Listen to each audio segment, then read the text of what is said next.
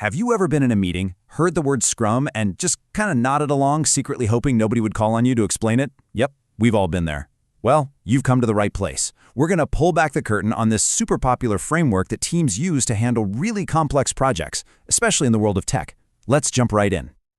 So here's how we're going to break it all down. First, we'll get into the big idea, the why behind it all. Then we'll meet the actual players on the team. After that, we'll look at how they work in these short cycles, how they organize all their tasks, and finally, how they check their progress to make sure they're always getting better. This is your roadmap to understanding Scrum.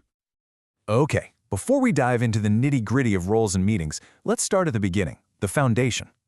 What's the secret sauce that makes Scrum work so well? Well, it all comes down to 3 core principles. Yep, that's it. Just 3. And these aren't just, corporate buzzwords. They are the absolute pillars holding the whole thing up. Everything else we're about to talk about, all the roles, the events, the to-do lists, it's all designed to support these 3 ideas. So what are they? It all kicks off with transparency. Everyone on the team has to be on the same page, seeing the same picture. You can't fix a problem if you can't see it, right? Now, because everything's out in the open, it allows for frequent inspection. The team is constantly checking in on their progress. But just looking at things isn't enough. That inspection has to lead to adaptation, which is just a fancy way of saying the team can change direction based on what they've learned. It's a really simple but powerful loop. See it, check it, and change it. All right, so we've got the why. Now let's talk about the who. Who are the people that make all this happen? A Scrum team doesn't have your classic boss and employee structure.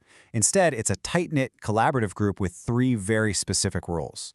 First up, we have the product owner.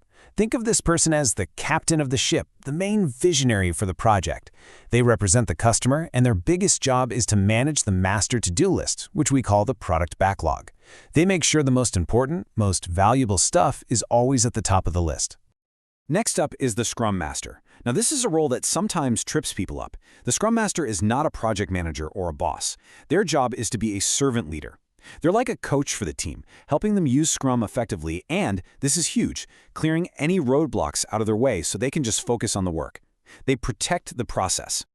And finally, we have the development team. These are the folks who are actually building the thing. The engineers, the designers, the writers, you name it. The key thing here is that they are self-organizing. Nobody tells them how to turn the backlog into a finished product. They figure out the best way to do it themselves. This gives them a massive sense of ownership and pride in their work. So, we've got the philosophy and we've got the team. Now for the big question. How does the work actually get done? Well, it all revolves around this central cycle, what you could call the very heartbeat of Scrum, the sprint.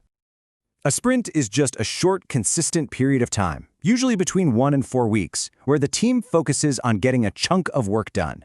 The magic word here is time-boxed. It means every sprint has a fixed start and end date that never changes. This creates a steady, predictable rhythm that the team can really rely on. And every single sprint follows the same 4-step dance. It kicks off with sprint planning, where the team figures out what they can accomplish. Then, every single day, they have a quick 15-minute daily scrum to sync up. At the end of the sprint, they hold a sprint review to show off what they built and get feedback. And finally, they do a sprint retrospective, which is where they look in the mirror and ask, what went well and how can we get even better next time? Okay, so we know work happens in these short sprints, but what does that work actually look like?